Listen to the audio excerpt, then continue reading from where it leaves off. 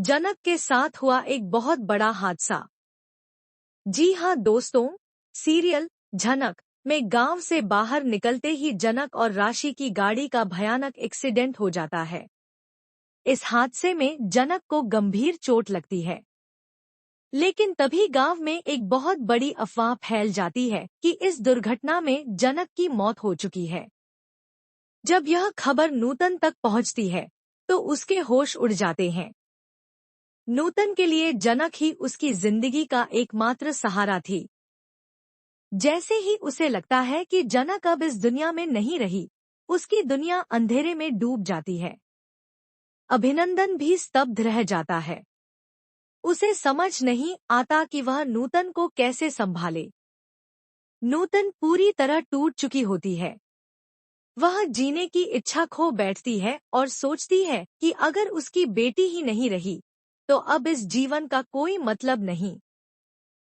लेकिन फिर भी एक अंतिम उम्मीद के साथ वह राशि को कॉल करती है और कांपती आवाज में पूछती है, मेरी बेटी के साथ क्या हुआ है? तब राशि उसे सच्चाई बताता है। झनक के सिर में हल्की चोट आई है, लेकिन वह अब खतरे से बाहर है और जल्दी ठीक हो जाएगी। यह सुनकर नूतन की जान में जान आती है और वह भावुक हो जाती है। लेकिन अब नूतन को अपनी बेटी की चिंता सताने लगती है।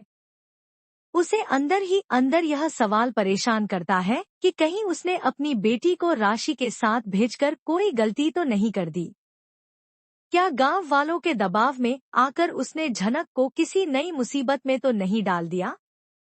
उधर राशि भी छोटी झनक का ख्याल रखने लगता है, क्योंकि उसे चोट लगी है और वह कमजोर महसूस कर रही है। अब सवाल यह उठता है, क्या राशि कोलकाता लौटकर अपने परिवार को सच्चाई बता पाएगा कि उसने गांव में झनक से शादी कर ली है? या फिर वह अपने रिश्तेदारों से यह बात छुपा लेगा और सबके सामने झूठ बोलेगा?